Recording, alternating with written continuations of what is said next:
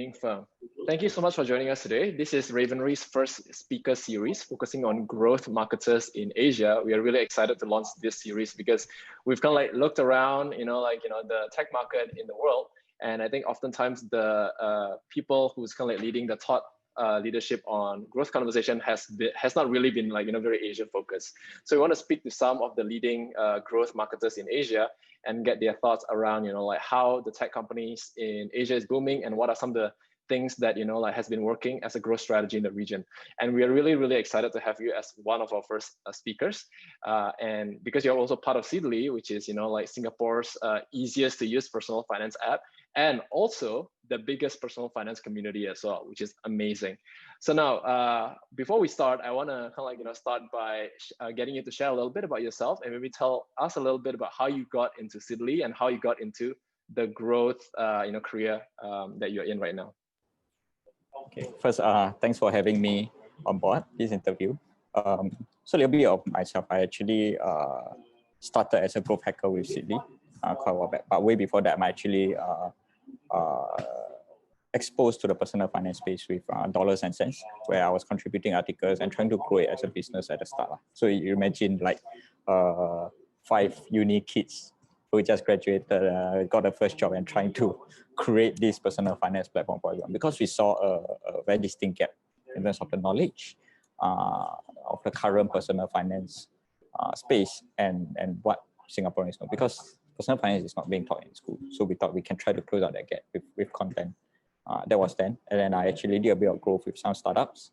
I think what got me into growth ultimately with Seedly is that I understand the value of having a product in terms of personal finance. Knowledge is one aspect of it, content is one aspect of it, and ultimately you also need a product or platform to actually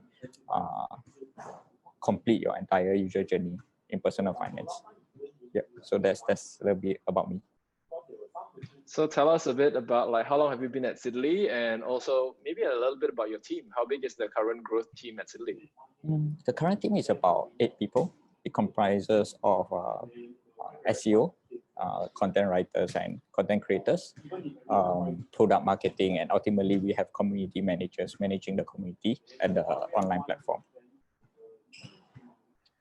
I see that there's been recent news, really good news about Seedly on just recently this week. So I just want to we've also seen a couple of numbers based on this publication, which is an amazing number about Seedly. 1.1 million visitors to your blog every single month.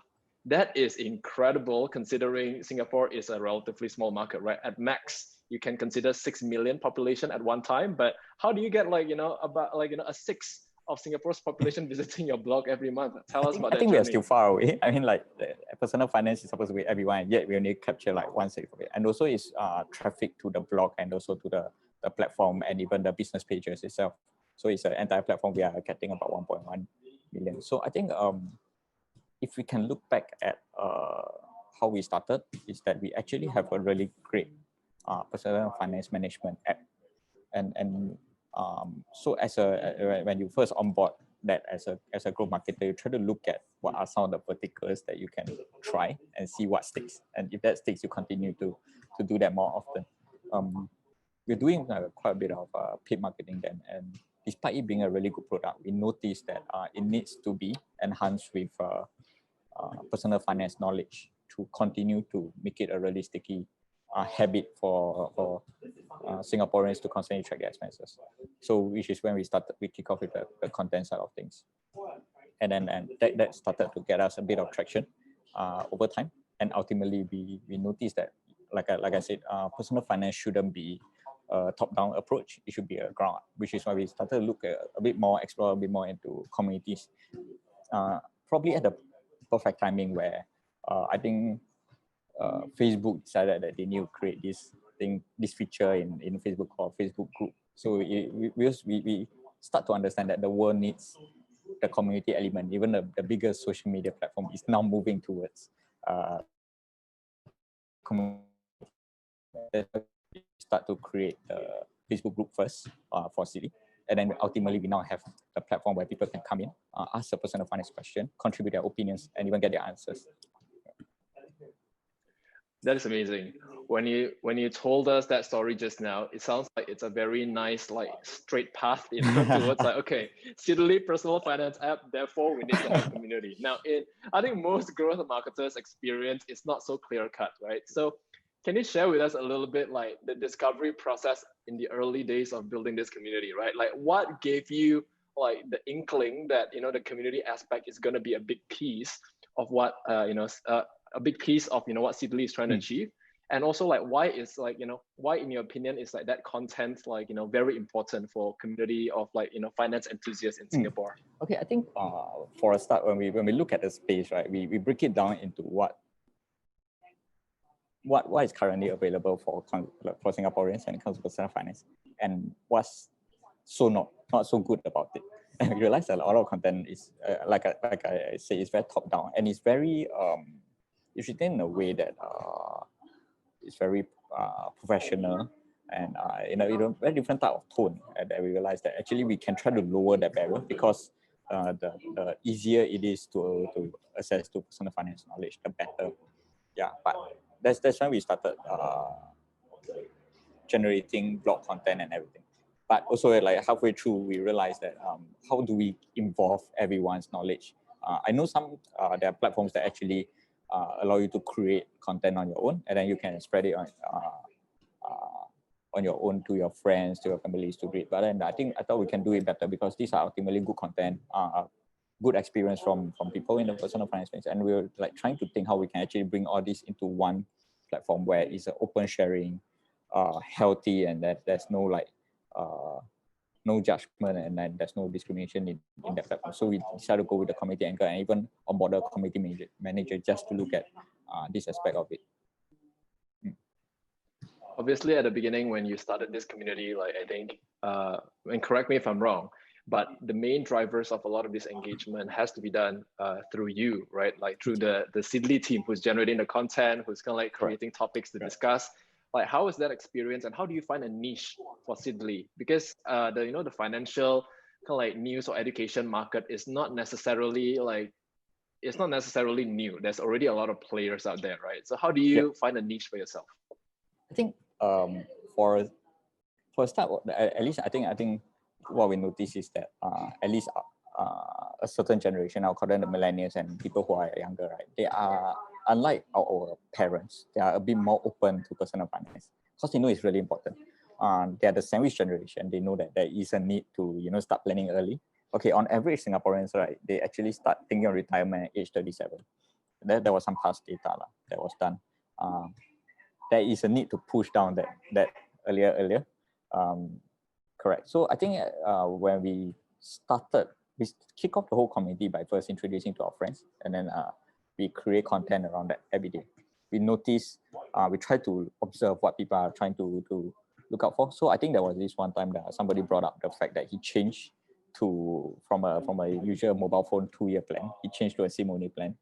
He thought it was cheaper, but he don't exactly know how much cheaper it was.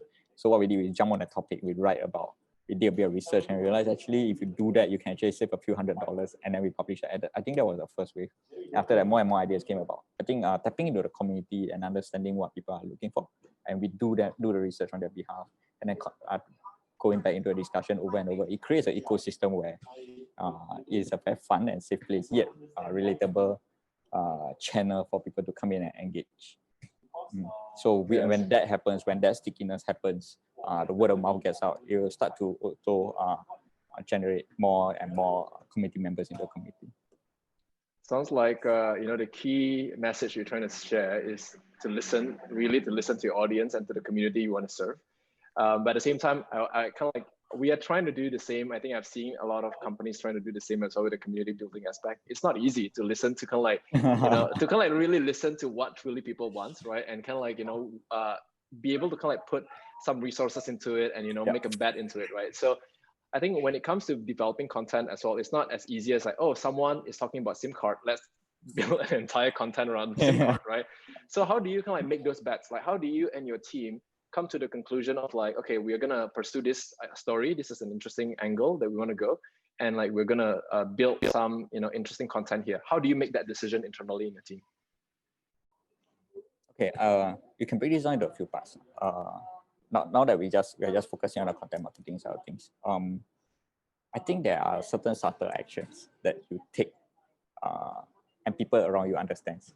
I'll give you a good example. So if you're in an MRT train, you want to exit the train, you take a step forward. People around you will just open up for you. So that there was no words, but people tend to get it. So I think content marketing is really like observing more of that account behavior and trying to translate them into something that's very relatable to you in words. Yeah. So of course we did a lot of trial and error. I think at the starting stage, we rope in the entire city employees to read the content and then see where they drop off. So they will scroll and I say, Ming, I'm going to drop off at this line. Then we'll ask why. We'll ask the reason why. And then we try to like improve again. And then we send it to him again. And then like, so there's this constant check to see. Because if we can't convince people internally to want to read our content, and there's no point trying to convince everyone to do so. So that was a bit of a human. I think when it comes to like content and community, the human element is something that is, yes, you can have metrics such as retention metrics and how far down they scroll, but ultimately you need to listen to your users a lot to understand what they're really looking for, which is why even notice Silly's content strategy today, we give you we are not very naggy. So the moment you, after 2 scroll, right, you will immediately see the main bulk of the content, the important points over there already. We summarize it for you. If you're keen, continue reading more. Do you think that is a function of the segment you're serving as well? Like, you know, the younger generation who's getting a little bit more, like, you know, getting more and more inundated with so much information, they just want something quick. Do you think that's kind of like a driver as well? I think definitely. I think the way we browse content and we attain knowledge is definitely very different with technology, right? I think let's just say you only have 0.7 seconds to stalk somebody on their Facebook feed, and that's the outcome we are trying to achieve with whatever you're doing. Yeah. So now that we're talking a little bit about like metric, right? Basically, like you were saying something quite loose, which is how far down people scroll, and you're talking about just your internal team, right? Now, when you're talking about like your current blog visitors, you have like 1.1 million every month. Like, what are you tracking, right? And how are you tracking those metrics right now to determine whether or not a certain content or certain, certain piece is, kind of delivering the right ROI for your business? Okay. So I think for 1.1 million on the whole entire platform, I again, not just blog, right? We look at what is the one thing that you're trying to drive in all these visitors. There are definitely a lot of metrics out there, MAU, DAU. So that's monthly active user, daily active user. But I am trying to streamline this whole entire thing into one simple metrics that we just need to focus and target. At the moment, I'm actually trying out these metrics called first user action. So the thing about content is that people read and they get a value and then they drop off. So how do we try to retain these group of users to create certain meaningful action on the platform that will in turn give back to the community, and then the community will constantly increase and generate value. So that's that. I think also if you have the proper trigger in place, the moment they do their first action, right, each trigger will kick off a list of triggers, and then you get you back into the system. So one good example, I read a blog article, I could drop off, or if I feel that there's something that is not really clear and I really want to get the knowledge of the community, I ask a question. Correct. So when you ask a question, that's your first sense of satisfaction. You probably like, okay, let's try my luck. Let's ask a question. Not going to expect anything. And then within 1 hour, you receive an answer. Then you have a notification. You receive an email saying somebody answered your question. You instantly, within 1 hour, get the value of the platform, and that gets you hooked. And you like that answer that was given. Super helpful. You give a thumbs up. So I think all these things over time, you start to see that good answers are being validated. People with questions start coming here, and there's a lot of people just sharing their answers around, and then also receiving another point of view from all the discussion that was going on. Yeah, so that was ultimately something we had to track. And if you were to go back to that one metric, right, it will be the first user action with all the trigger in place, of course. Yeah. That is really interesting, because I think like you're talking about the entire, like while you started with the first user action, you're talking about an entire journey towards kind of like building deeper and deeper engagement with a particular audience, right? And obviously, like that journey has a lot of permutation. Someone can start with like, okay, like let's go to the discussion, and then let's go read a blog, and then I'll download the app now. Like, how do you track all this, and how do you even test what works and what doesn't? Or do you not test at all? Like, do you not kind of like worry too much about the attribution to like, which medium or which content, and just focus on like the first and the last and see if they're actually converting? Like, what are you tracking? Yeah. Of course, I think do take note that it is not so simple. Right? We are confident of driving the first user action simply because we understand with our current pool the retention metrics of our platform. So, for example, Uber, if you know that you take the first ride, it gets you hooked, or like Grab, right? It gets you hooked. So all they are trying to drive again is that first ride that you book. Yeah, you get you hooked, you get the driver hooked, and they have all the triggers in place. So this is the same thing that I believe Seedly can do also in regards to this. Of course, we are constantly testing to look at the behavior of users on our site. Good example, recently we launched a feature called Save Bookmark Content, where you can read, and if you find that the answer is interesting or the content is really relatable to you, you can bookmark it, and then you'll be on your Seedly account where you can refer to at a later time of the day.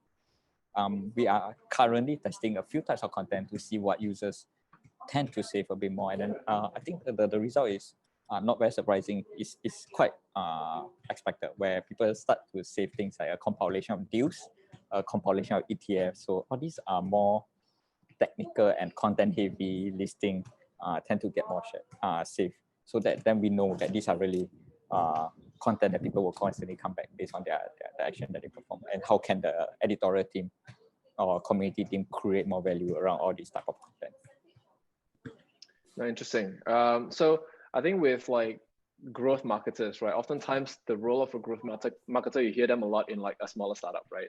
Now, I think one of the biggest challenges as a growth, professional is to determine like how you test things properly, correctly, right? And how you track it. So analytics oftentimes is a very big part of it, right? Now, how would you kind of like experiment with a lot of these growth ideas in the early days, when oftentimes the analytics are not even fully embedded yet into your platform or into your website? Like, how do you know what works and what doesn't work in your experience when you're building like, this community and Seedly's content marketing strategy in the early days? Okay, I think when it comes to testing, accountability is super important. That's for sure. And before you kick off any growth marketing campaign, you need to make sure that you are able to clearly validate that these certain campaigns drive this action. I think in the early days, I think it's yes, there are some things that requires quite a bit of tech effort, but as a growth marketer yourself, there are always alternatives or tools out there that can actually help you validate some of these actions. Even the simple use of the UTM code just to track where the traffics are coming from is actually a good way to kickstart this entire journey. Of course, in a sophisticated part, at a later stage, you can go on to more sophisticated tool like Hotjar or this, just to track the user behavior. But I think for a growth marketer, if you're looking at the spike in growth right at the start, right, it's a lot about testing with numbers. So as long as you have the ability to attribute certain objective and certain campaigns to that objective, and then you just go try to spread that piece of content out and see what action is drive. I think that will be a first step. If I may ask, how many experiments such as this is currently kind of like it's constantly being done within Seedly and within your team? Because obviously for you guys, I think this is a very big piece of like the business, right? Like this is like a giant funnel for you guys. So like how often and what kind of experiments do you guys run on a regular basis to validate your idea or test new ideas? I think when I list out a few verticals just now, like every aspect of them, they are constantly looking at ways to test, it's always on testing. So I think behind the scenes, your SEO team is actually doing their A/B testing in regards to certain code that they just put in, or certain content related experiment that they are trying to test with the search engine. Every week, the content team sits down and then they try to find out what is the next thing that's going to be super relatable to Singaporeans, and what angle should they try writing. That's also an experiment. Once they manage to get hold of it, you somehow over time will create a system. Like HDB BTO period, you definitely analyze the pricing. You need to tell Singaporeans how much it's probably going to cost you, whether it is worth stuff like that. Community side, everyday community side is more on like understanding the users and how do we constantly cater to each different groups of users, right? We constantly test this also with more higher touch questions and answers, and also things that are a little bit more digestible, easier, lower bar entry. So it can be like, let's talk about this US ETF versus something like, I have 20,000, what should I do with it right now? Yeah, so we try to like constantly test and understand the literacy of our community and see which other thought leaders or which other AMAs we can actually bring on board. Product side, we are constantly testing. For business side, we are testing to see how else we can better help our business partner with their reach. And the consumer side is about what other features that are they looking for? How can we drive certain actions that is very beneficial to the platform and to the users themselves?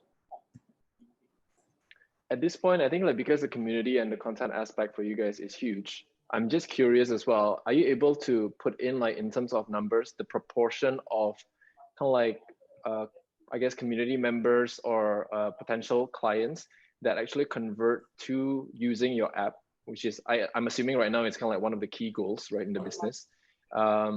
Like how much would you attribute new users to these channels, which is content and the community? Okay. So I think our key goals right now is really to grow the online platform. I think the socially.sg is what we are constantly trying to grow. As for products, maybe let's break it down to consumer and business. I think when it comes to business product, month on month, we are getting more than 200,000 eyeballs on all these businesses. So people are coming in to really validate whether they're making the right decision going towards buying certain products or investing in certain products. So, and every month we also generate about 500 new reviews across all these financial products.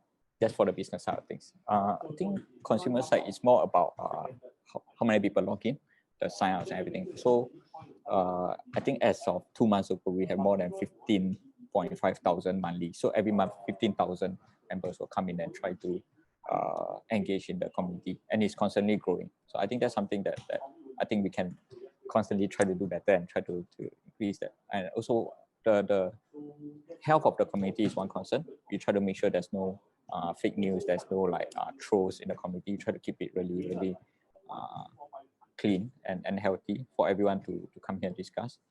And lastly, we also constantly try to see who else we can bring on board to the community to provide their thought leadership on certain topics. So I think we had a period of time CPF people coming in to answer questions related to CPF directly. So I think that's something really interesting. Yeah, that's pretty cool. Aside from like, thinking about bringing thought leaders into your community, I think obviously the other thing that I'm sure you're thinking about all the time is how do you bring like new members, right, to kind of like be aware of Sidley and like join. Like what channels are you using now, and what are you seeing work within your community as well? Like how are they kind of like spreading the word to their friends? Do you see any specific area or channel that works particularly well in your situation? Maybe it's the nature of personal finance. It's a bit more high touch, and what we believe work really well right now is two things, right? First is content marketing. The more they want to kickstart their personal finance journey, and their first touch point is a silly piece of content, and then they realize there's this Q&A platform. So then they will start to use it more often. So that's one of it. The other one, what we are trying to do now, right, is to take out all the really good answers that's being provided on the platform, compile them into a reading playlist that's personalized to every aspect of a user. So I think just a few days back, we understand that the BTO launch is coming. We actually have a reading playlist of all the BTO related content. Yeah. So how do I see this moving forward? In fact, you can have a personalized feed. So maybe I'm someone who's really interested in trading. I follow the topic trade called trading, and then I start to see more of like trading content, trading articles on my personal feed. So the power of personalization should be what we'll try to explore next. But for now, it's really to constantly try to add value to the consumer. That's great. Thanks so much for sharing all that. I think like what I would love to hear about is also a bit around how you've been able to build your team, because your team is it's quite like, you know, you have quite a big team right now, considering like the size of Italy. So I think I'll be curious to hear about how you've been able to manage to grow this team, and like what are their roles and how they kind of like, you know, working together right now, how you kind of like, you know, structuring them to basically like power this community and content machine for Sidley. I think I've been fortunate enough to have a great team all the way right till now. So people who believe in the same mission as Sidley, who really want to help Singaporeans make smarter financial decisions. For a start, the editorial team right now is actually made up of 3 people. And one of them is actually really well versed in investment. He used to be a writer at Molly Fu. And we three of them actually constantly, they're really into this personal finance, trying to create content, educating them. So I think that's one thing that I like about them, and they are constantly looking at new ideas, trying to break the news as early as possible to Singaporeans. So that's their daily role. The SEO person is to make sure that whatever content that is created across the whole site is being ranked, so that we create a sustainable source of traffic back to our platform. Community managers, that's a third team, right? So 2 community managers, they focus a lot on the health of the community, and also trying to understand the human elements that's going on, trying to get an idea on what people are looking for next, and how do we constantly bring the good word of this community out to the rest of the public that have yet to be exposed with that. And lastly, product marketing is really a lot about driving certain actions. How do we find more ways to retain? How do we channel them through the funnels, and and whether that process is a smooth one or it's not? How else can we improve? And how do we add more features to enhance that personal finance journey to make it way easier? Obviously, like you have like quite a few functions running under you right now. Like how are you making sure that like all these conversations and these insights are not being lost as well? Because I think it is quite important in your situation to make sure that like you, the community person, is communicating what's going on in the community, what's being said, what's being discussed, you know, to the content person and potentially to the product marketing person, so that they can come up with the right campaign, right? So how do you make sure all of this like flows nicely and like, you know, it's all happening in, you know, and everyone is on the same page, you know? It's yeah, how do you do that? Okay, if you notice, despite it being 4 verticals, right, it's one marketing team, and it actually helps the consumer from the start to the end of their personal finance journey. The first touch point probably will be the role of the top of the funnel. I would say will probably be the role of the editorial team. Like how do we get more readers on board, and also for the business product, how do we get more people to come in and write reviews? Then they move on to once they go down the funnel to the community side of things, where they will start asking questions and engage in discussion while leveling up their personal finance knowledge. Correct. And then lastly, of course, they either go back to the business product, or they save a piece of content, or they sign up and stuff like that. That'll be the product side. So it's actually like a loop. Yeah, of course, in between we set triggers to remind you to come in and to update you on certain interesting topic that's going on in the community and in the blog side. Does that mean that like the team has like one, like there's a meeting where everyone's kind of like just sitting together and like exchanging notes, and there's also like a split of like, okay, you'll be taking care of this part of the funnel, I'll be taking care of this part of the funnel after the meeting. Oh, okay, that's cool. So what this is a big loop, like a big system, right? We catch up every month, once every 2 weeks to update on the numbers, but ultimately they know the system that's going to happen. So for example, I give you an idea, like say a savings account is changing their interest rate. So either part of it can be the business product side that receives the information first, or the editorial side that sources the media releases. They will be communicated, so they'll both change their numbers on the platform. The SEO team will come in and try to optimize again for the new interest rate, and then the editorial team will cover it, and then the community manager will try to look out for any of these questions related to the change in savings account, and then update and hey, actually they just recently changed you might want to take a look at this again. So you realize that internally there's a little small system going on that is sort of sustainable in the long run. That's cool. So I'm just curious, like where do you see the future of Seedly is, and how is that like, how is your growth strategy going to change, right? Because I think you guys are becoming like one of the go-to places now in the market, right? So what is next for the growth team and for Seedly as a whole? I think we still got a lot of more work to do. Like I said, like personal finance is supposed to be everyone, yet there's it can be better. I think moving forward is really how do we increase the awareness of like personal finance to somebody, especially in countries like Singapore, where it's quite expensive to live in, let's say. And then I think from there, how else can we what are some of the things that will be relevant in future? Could it be tools? Could it be people coming with their thought leadership, opinions, and what are the features that we can help to make a better decision? Ultimately, we know that Seedly is a community platform, right? It shouldn't be a top-down approach anymore. There should be open sharing of information. Right? Then what's next will be how your product is going to help someone with that. How your product is supposed to help to keep someone reminded of the importance of personal finance, and how easy your product is to use for a consumer. So all this will be the next growth. I think I'm really hopeful that we can increase the number of unique users actually, to at least like 2 by end of next year. Sounds good. Seems like, I think like it's nice that you are kind of like very focused on the community side, and I think indeed, I think that's kind of like what has been really helpful in helping Seedly grow, which is to really listen to the audience and really listen to the community. I think second last question, which is, as a growth marketer in Asia, I think there's not, again, as I've mentioned, there's not a lot of resources, and there's not a lot of like case studies as well available publicly for people to kind of like, learn from or hear about. Where do you go, and where would you suggest people to go for resources when it comes to kind of like, growth marketing, specifically for like, the Asian community and the Asian ecosystem? Okay. At least there's something I learned across the year is that what works for others may not work for you or your company, and what works in the past may not be the way forward. So I think first and foremost, you need to understand the fundamental of growth marketing. You need to understand that data is super important, and what is your mindset needs to be that you need to have a certain mindset in place first. That takes a bit of reading up, of course, the basic of growth marketing.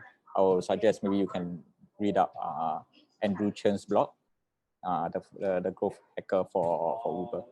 That's where I started also, and I think I'm lucky enough to be able to talk to some of the more more established growth marketer in Singapore. I have 2 of them as one of my catch-up buddy, so we try to catch up once a month to bounce some ideas. I think the bouncing of ideas and trying to look outwards for and understanding what people are doing will definitely help you a lot. The more case study that you study, the more you try to understand what people are trying to do. Then the more you learn. So you can even be like opening a Grab app today and then like, hey, there's a new feature. What are they trying to do? What is it that they're trying to drive? What's the metrics they're trying to drive? So constantly ask all these questions, and over time you have a whole case study, a long list of case studies, right? You when you meet a certain problem, you can always read back, and then actually this might be something that might be applicable to me right now, that I can just adopt and use, or even like innovate around that initiative that was done in the past. So I would say, of course, get your basics first. Read Andrew Chen's blog, or even like there's this academic called Reforge, REFORG. I recommend anyone who have the growth mindset after who have achieved the basic of growth marketing to actually go into that course to meet more like-minded people and see what they have to offer. I think it's a really great course. I'm personally on it myself, graduating soon from that course. Yeah. Nice. After that, it's really all about yourself.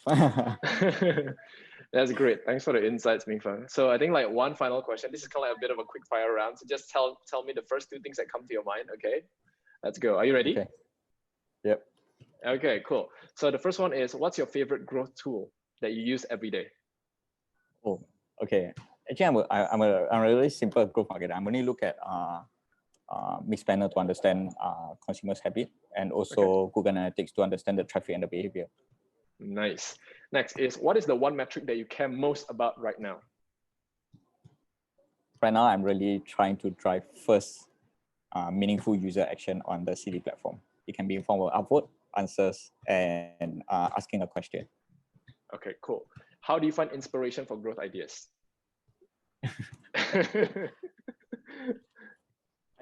Just observe what other people are doing. Go and look at all the especially now is year-end shopping period. Go and look at what all the e-commerce are trying to do. Go and look at a Grab app. What is he trying to drive? Constantly observe. Not just look at what Uber is doing. Look at what Instagram is trying to do. Look at what Facebook is trying to do, and try to formulate back to your and personalize it according to your current company needs. Awesome. Final question, and that's kind of like a nice segue as well. Who are some of your growth role models in Asia? In Asia, oh, that's a tough one. Like you say, I don't think Asians have the culture of coming together and openly share marketing ideas. But locally, I think there are two people that I constantly been in touch with and do this really often, like I mentioned just now. So I think first is Chimwen from Kada. He's actually, we have been like buddies and we constantly bounce ideas and we try to do so once a month. Then we have Titan. I'm not sure you heard of him. Titan who used to do Head of Growth at Tech in Asia. That guy's really knowledgeable and yeah, he knows all the way around things. So really resourceful guy. And if you need tools, that guy's the person to go. I think both of them at the moment, in my opinion, one of the best growth people in Singapore, at least in Singapore. Yeah. Nice, and that's a nice wrap up. Thank you so much, Ming Feng, for joining us for one of our first series to this. Hopefully, we can continue doing this, and I'm sure I'll see you around. Yes, yeah, coffee anytime. For sure. Take care, Ming Feng.